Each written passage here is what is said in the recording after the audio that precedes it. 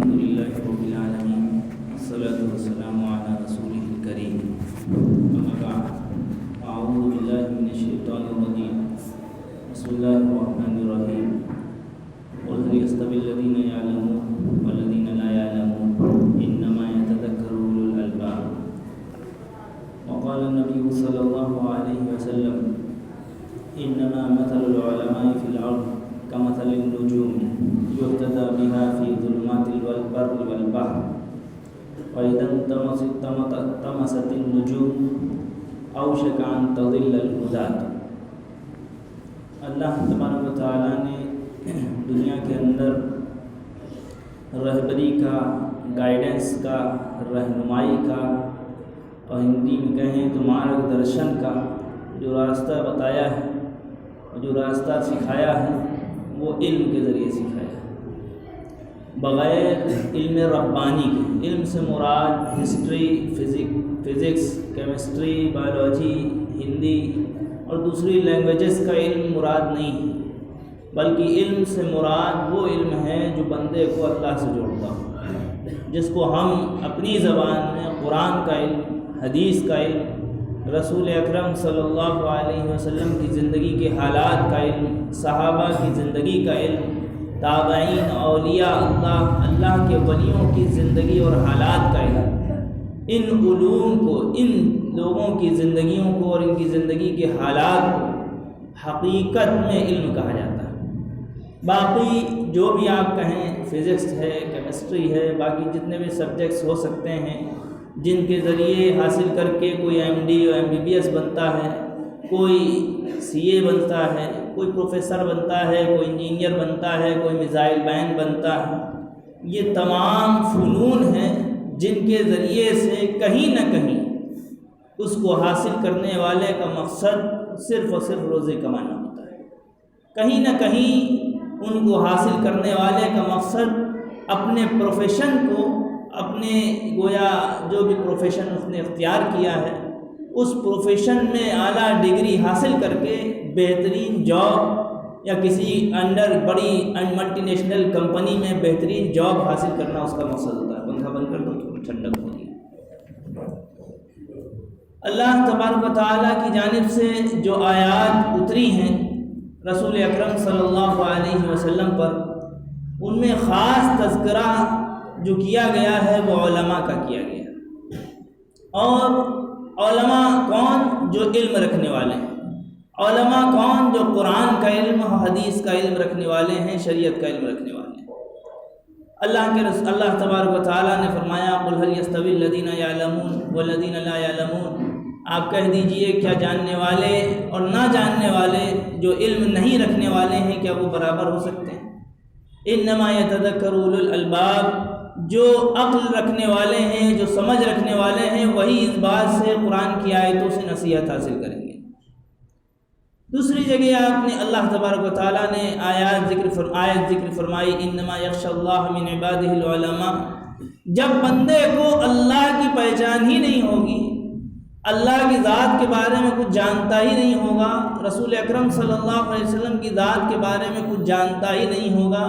شریعت کے بارے میں جانتا ہی نہیں ہوگا، تو وہ کیسے اللہ سے ڈرے گا؟ کیسے وہ اللہ کا تقوی لحاظ کرے گا؟ جب اس کے اندر علم ہی نہیں ہے تو وہ اللہ کی ربوبیت کو بھی نہیں پہچان سکتا، اللہ کی ذات کو بھی نہیں پہچان سکتا، کیونکہ اس کے اندر علم نہیں. اسی لیے اللہ نے فرمایا انما یخشی اللہ من عبادہ العلماء، کہ مخلوق میں جو ڈرنے والے ہیں اللہ سے خوف کرنے والے ہیں، اللہ کا لحاظ کرنے والے ہیں، وہ علماء ہوا کرتے ہیں. خاص طور سے جو علم رکھنے والے ہیں وہی اللہ کا لحاظ کریں گے. علماء کی مثال اللہ کے رسول صلی اللہ علیہ وسلم نے بہت عمدہ دی ہے. انما مثل العلماء کمثل النجوم فی الارض کمثل النجوم فی السماء. کہ علماء کی مثال آسمانوں میں ستاروں کی مانند. علماء کی مثال زمین میں جو علماء ہیں، علم رکھنے والے ہیں، اللہ کا اور رسول کا علم رکھنے والے ہیں، قرآن و حدیث کا علم رکھنے والے ہیں، ان کی مثال اللہ کے رسول صلی اللہ علیہ وسلم نے ستاروں سے دی. آپ اگر پیچھے کی ہسٹری میں جائیں گے، سائنٹیفک سسٹم میں جائیں گے تو گزرے زمانے میں جو قدیم سائنٹسٹ ہوا کرتے تھے، قدیم جو پروفیسر ہوا کرتے تھے، وہ جو راستہ تلاش کرتے تھے وہ ستاروں سے تلاش کرتے تھے۔ اس زمانے میں کمپاس وغیرہ نہیں ہوا کرتا تھا کہ کمپاس سے راستہ دکھ جائے،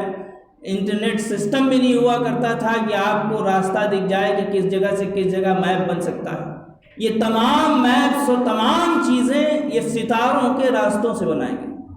دھرو تارا ہے اور مختلف تارے آسمانوں میں ہیں جن کے الگ الگ نام ہیں، ان تاروں سے دکشن، پورب، پشچم اور تمام قسم کے راستوں کی جو کھوج کی گئی ہے یہ ان ستاروں کے ذریعے سے کی جاتی تھی۔ اللہ کے رسول صلی اللہ علیہ وسلم نے علماء کی مثال فرمائی کہ جو عالم ہیں اس کی مثال ستاروں کی طرح، جس طرح ستاروں سے فی ظلمات البر والبحر یہتدی بہا، فی ظلمات البر والبحر، ستاروں کے ذریعے سے زمین کے اندر اور سمندروں میں جیسے راستہ ڈھونڈا جاتا ہے، تلاش کیا جاتا ہے، رہنمائی حاصل کی جاتی ہے، اسی طرح علماء کے بغیر کوئی سوچے کہ ہمیں اللہ تک رسائی ہو جائے، رسول اکرم صلی اللہ علیہ وسلم کی ذات کو پہچان لے، تو وہ بیوقوفی اور خام خیالی میں زندگی گزار رہا ہے۔ وہ ستاروں کی مانند ہیں جس طرح ستاروں سے راستہ تلاش کیا جا رہا ہے۔ فَإِذَا انْطَمَسَتِ النُّجُومُ، اللہ کے رسول صلی اللہ علیہ وسلم نے آگے فرمایا کہ اگر جس وقت کوئی ستارہ ٹوٹ جاتا ہے، گر جاتا ہے، روایتوں میں ملتا ہے کہ شیطان وغیرہ اور شیطانی جنات جب غیب کی باتوں کو طلب کرتے ہیں تو ان کو ستارہ پھینک کے مارا جاتا ہے، جس کی وجہ سے ستارہ گویا ٹوٹنا وغیرہ جو مختلف روایتوں میں ملتا ہے۔ بہرحال جب ستارہ ماند پڑ جاتا ہے، ڈوب جاتا ہے، ختم ہو جاتا ہے، اس کی روشنی ختم ہو جاتی ہے، تو اوشکان تضل الہداد، جب ستارے ڈوب گئے تو یقینی اعتبار سے جو رہنمائی حاصل کر رہے تھے ابھی ستارے سے،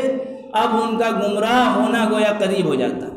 کیونکہ ان کو راستہ ملنا مشکل ہو جاتا ہے کہ اب کس راستے پہ چلیں۔ دور قدیم کی بات ہے جب کمپاس نہیں ہوا کرتے تھے۔ یہی مثال علماء کی ہے، جبکہ کوئی عالم دنیا سے چلا جاتا ہے، علم رکھنے والا دنیا سے چلا جاتا ہے، یا اللہ کی طرف سے اس کی کوئی گمراہی طے ہو جاتی ہے، تو یقینی اعتبار سے جو بعد میں اس کے پیچھے چلنے والے ہیں وہ بھی راستہ بھٹک جاتے ہیں، گمراہی میں چلے جاتے ہیں۔ اوشکان تضل الہداد۔ اللہ کے رسول صلی اللہ علیہ وسلم نے دوسری جگہ علم کی فضیلت بیان فرمائی، علماء کی فضیلت بیان فرمائی کہ تعلموا العلم وعلموه الناس، کی علم خود بھی حاصل کرو اور لوگوں کو بھی علم سکھاؤ۔ علم سے مراد پہلے تنبیہ کی جا چکی کہ قرآن اور حدیث کا علم، علم سے مراد یہاں ہے کہ علم سے مراد خاص وہی علم۔ دوسری روایت میں اللہ کے رسول صلی اللہ علیہ وسلم نے فرمایا فضل العلماء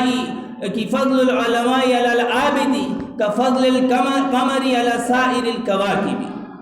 کہ علماء کی مثال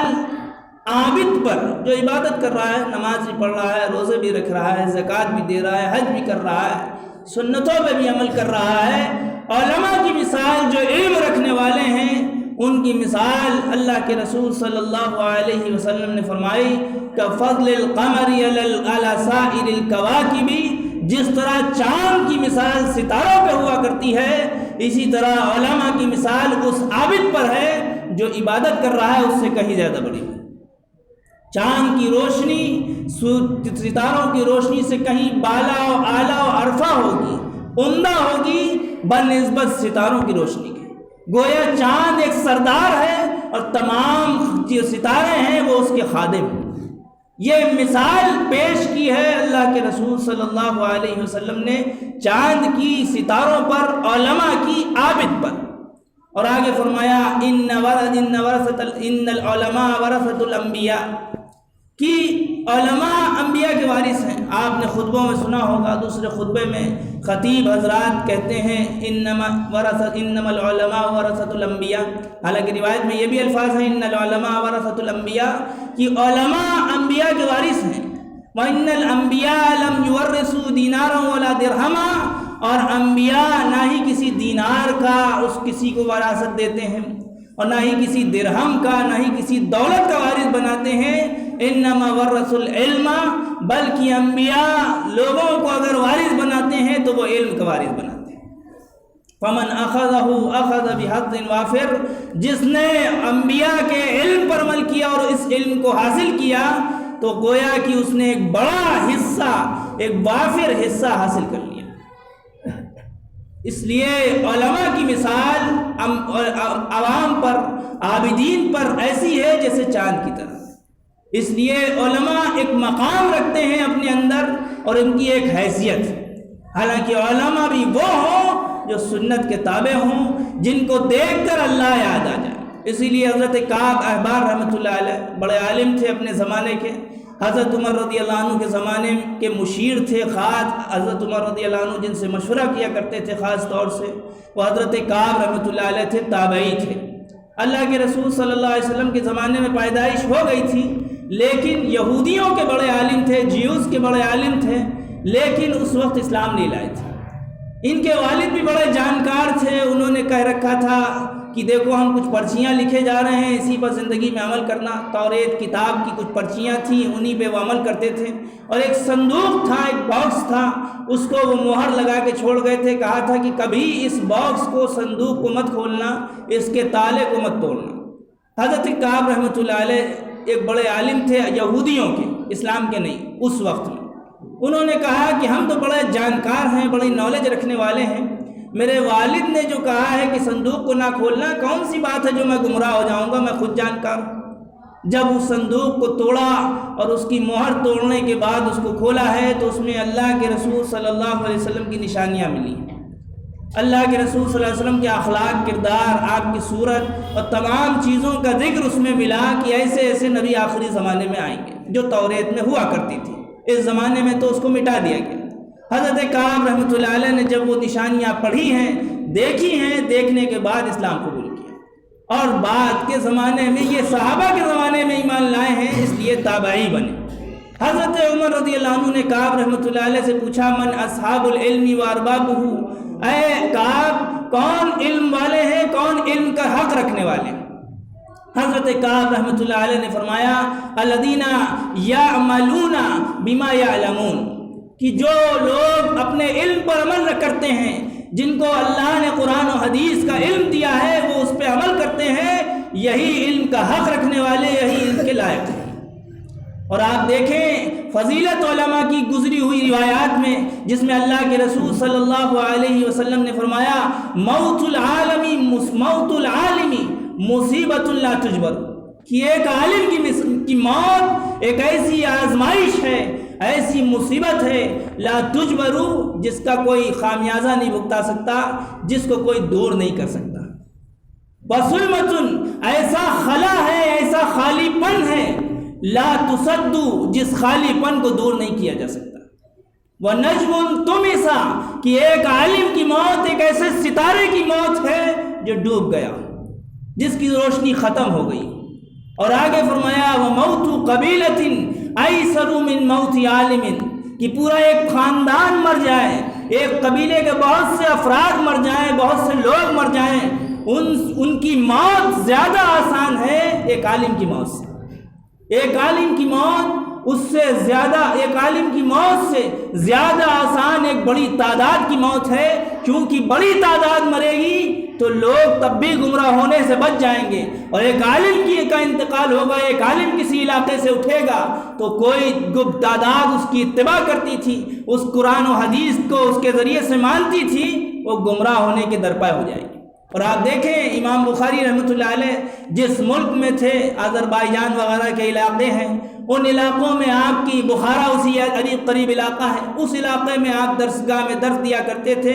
جس درسگاہ میں ہزاروں لوگ بخاری شریف پڑھا کرتے تھے، بعد کے زمانے میں دیکھیں وہ سنیما گھر بنا ہے۔ آپ دیکھیں علامہ مرغینانی رحمۃ اللہ علیہ، جنہوں نے ہدایہ کتاب 13 سال میں لکھی ہے، 13 سال کتاب لکھنے کے بعد جب اس عالم کا انتقال اس علاقے سے ہو گیا، وہی جگہ جوئیں اور سٹے اور شراب کا اڈا بنا ہے۔ کیوں؟ کیونکہ عالم ایک اٹھا لیا گیا اور بعد کے لوگوں نے اپنے علماء کی قدر نہیں کی۔ اسی لیے آپ دیکھیں کہ سب سے زیادہ جنہوں نے قربانیاں دی ہیں علماء نے بعد کے زمانے میں، ان کے ذریعے سے ہم تک دین پہنچا ہے۔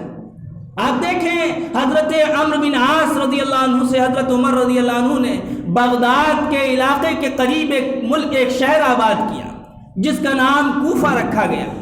اس کوفہ شہر کو آباد کرنے کے بعد کا زمانہ حضرت علی رضی اللہ عنہ کی خلافت کا زمانہ آیا ہے۔ آپ نے مدینے میں خلافت نہیں کی ہے، بلکہ آپ کی خلافت کوفہ کے علاقے میں رہی اور آپ کی شہادت بھی کوفہ کے علاقے میں ہوئی۔ حضرت علی رضی اللہ عنہ کو اللہ کے رسول صلی اللہ علیہ وسلم نے فرمایا تھا، انا مدینۃ العلم وعلی بابوہا، کہ میں علم کا شہر ہوں اور علی اس کے دروازہ ہے۔ حضرت علی رضی اللہ عنہ منتقل ہوئے مدینے سے کوفہ کے علاقے میں، اور اسی کوفہ کے علاقے میں اللہ نے ایسا عالم پیدا کیا ہے جن کو ہم آج امام ابو حنیفہ رحمۃ اللہ علیہ کے نام سے جانتے ہیں، جن کا اصلی نام نعمان بن ثابت ہے۔ 80 ہجری میں آپ کی پیدائش ہوئی کوفہ کے علاقے میں، 6 صحابیوں سے آپ کی ملاقات ہے، 70 صحابہ کا آپ نے زمانہ پایا، اور حدیث جو الگ الگ تھیں، کوئی کہیں جمع کی ہے، کوئی کہیں جمع کی ہے، پہلے شخص ہیں تابعین میں جنہوں نے تمام احادیث کو ایک جگہ جمع کیا، حضرت امام ابو حنیفہ رحمۃ اللہ علیہ۔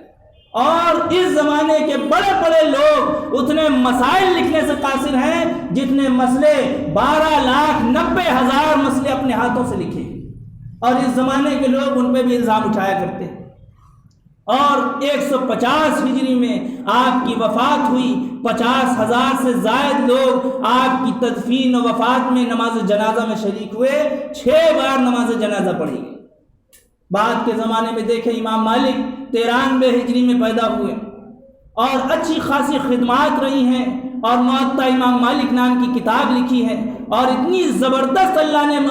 وقار رکھا ہے کہ مدینے میں اگر امام مالک موجود ہے، دوسرے کسی عالم کو اتھارٹی نہیں ہے، حق نہیں ہے کہ امام مالک کی موجودگی میں وہ مسئلہ بتا سکے، وہ فتویٰ دے سکے۔ اس کے بعد کے زمانے میں امام شافعی، جن کا اصلی نام محمد بن ادریس ہے رحمۃ اللہ علیہ، 150 ہجری میں پیدائش ہوئی اور 204 ہجری میں وفات ہوئی، 64 سال کی عمر میں، 54 سال کی عمر میں۔ اور اس زمانے میں اللہ نے وہ کام لیا ہے جو شمار نہیں کیا جا سکتا۔ اس کے بعد کے زمانے میں دیکھیں 164 ہجری میں امام احمد بن حنبل رحمۃ اللہ علیہ کی پیدائش ہوئی، 241 ہجری میں آپ کی وفات ہوئی۔ اس لمبے عرصے میں اللہ نے وہ کام لیے ہیں جو شمار نہیں کیے جا سکتے ہیں۔ مسند احمد بن حنبل، یہ کتاب لکھی ہے، بڑی جامع کتاب۔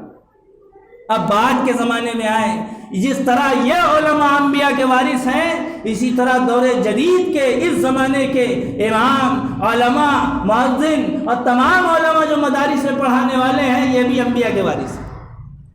اگر جس طرح ہم ان کی قدر کر رہے ہیں، اسی طرح ان کی قدر بھی کسی نہ کسی اعتبار سے ہونی چاہیے، ان کا مقام بھی یہ سمجھنا چاہیے۔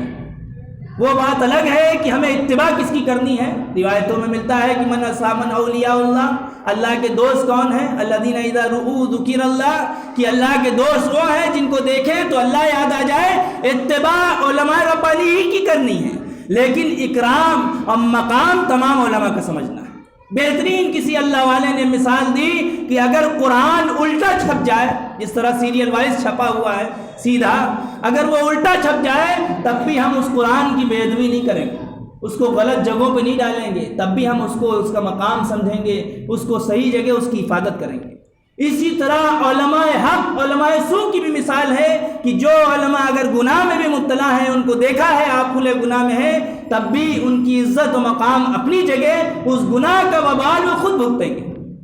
اور رہی بات علماء کا مقام، وہ اپنی جگہ،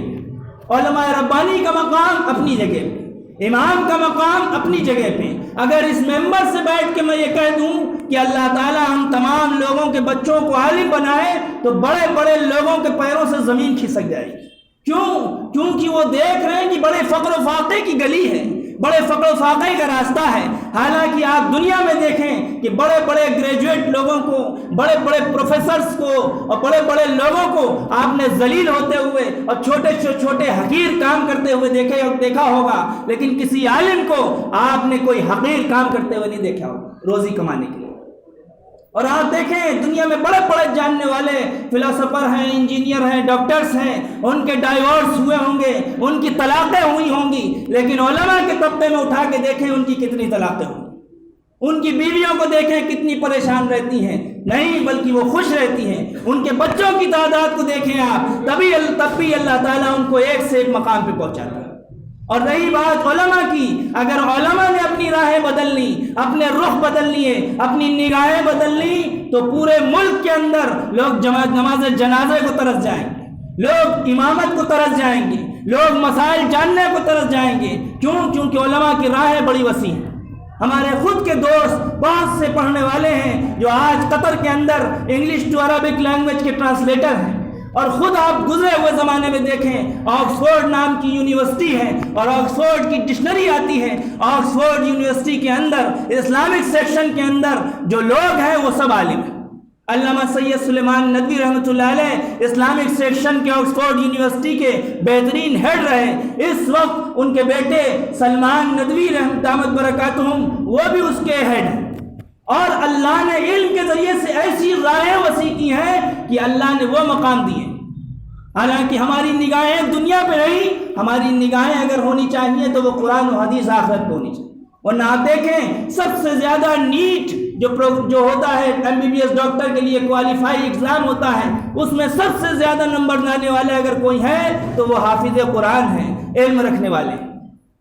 آپ دیکھیں جامعہ ملیہ، علی گڑھ یونیورسٹیز اور ملیشیا کی یونیورسٹیز میں سب سے زیادہ اسکالرشپ پانے والے اگر کوئی ہیں تو وہ ندوے، دیوبند، مدارالعلوم اور تمام علمی درسگاہوں کے فاضل و عالم نوجوان ہیں۔ اس لیے یہ نہ سوچیں کہ وہ حقیر ہیں، کمتر ہیں، بلکہ امام و مؤذن کی جو مقام ہے وہ مقام اللہ جانتا ہے، ہم نہیں جانتے، وہ بات الگ ہے۔ ہم نے ان کو فیکٹری کا ایک لیبر سمجھ رکھا ہے کہ مسجد کی قالین کی صفائی کیوں نہیں ہوئی، مسجد کی صفائی کیوں نہیں ہوئی، فلاں لائٹ کیوں نہیں جل رہی، فلاں پنکھا کیوں نہیں چل رہا، ہم نے اس تک سمجھا ہے، حالانکہ ان کا مقام بڑا اعلیٰ ہے۔ ہم علماء کے مقام و فضیلت، اگر کوئی دوسرے ملک سے امام حرم آ جائے تو اس کے پیچھے نماز پڑھنے کے لیے جمع ہونے کو اہمیت دیتے ہیں، لیکن جو امام اسی مسجد حرام کی مسجد کا تابع مسجد کا امام ہے، اس کے مقام کو ہم نہیں سمجھتے،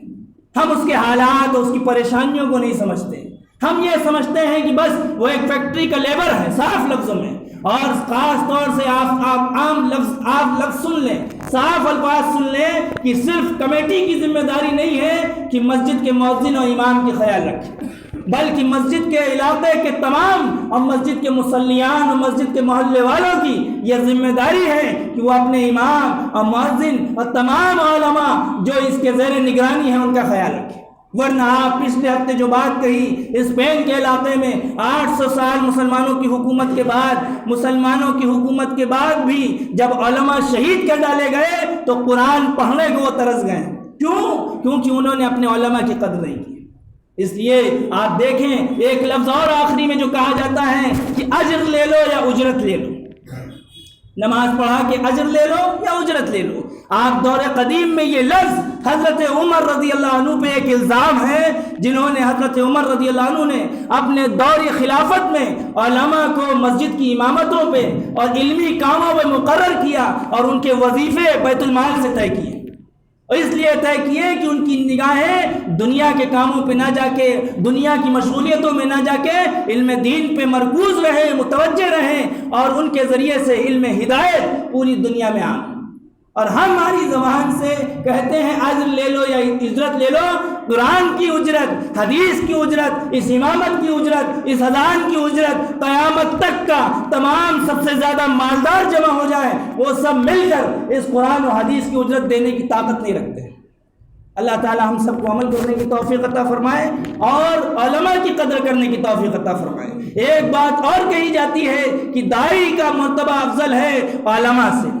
داعی تبھی دعوت دے پائے گا جب وہ علم رکھے گا، اس کے اندر جب علم ہی نہیں ہے، وہ قرآن کے بارے میں نہیں جانتا، وہ حدیث کے بارے میں نہیں جانتا، وہ اللہ کی ربوبیت کے بارے میں نہیں جانتا، اس وقت تک کہ وہ رہبری کرنے کے اوپر قادر نہیں ہے، اس وقت تک وہ گائیڈنس کرنے پر قادر نہیں ہے۔ اس لیے علم بھی ایک مقام ہے، دعوت بھی ایک مقام ہے، اور رہی بات اتباع کی، جب آپ کی نظر پڑے کسی عالم کے گناہ پہ تو آپ علماء کی، جو علماء سو ہیں جن سے گناہ ہو رہے ہیں، ان کی طرف سے نظر ہٹا کر علماء ربانیین جو اللہ والے علماء ہیں، جن کے اخلاق و کردار سے، سنت سے، جن کے طریقوں سے اللہ کے رسول کی زندگی یاد آتی ہے، ان کی طرف اپنی نظریں گھما لیں۔ ہم اپنے بچوں کی ڈاکٹر بناتے ہیں تو میزائل مین بنانے کے لیے، ہم اپنے بچوں کو پروفیسر بناتے ہیں تو بہترین پروفیسر بنانے کے لیے، ورنہ بہت سے ڈاکٹرز کو دیکھیے جنہوں نے کڈنی بیچی اور تمام پارٹس بیچے ہیں، آج وہ جیلوں میں پڑے ہیں، ہم ان کو نہیں دیکھتے ہیں۔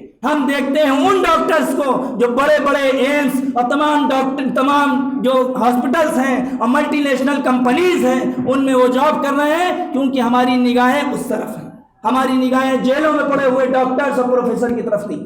اللہ تعالی ہم سب کو عمل کی توفیق عطا فرمائے اور سنت کے مطابق عمل کی توفیق عطا فرمائے۔ وآخر دعوانا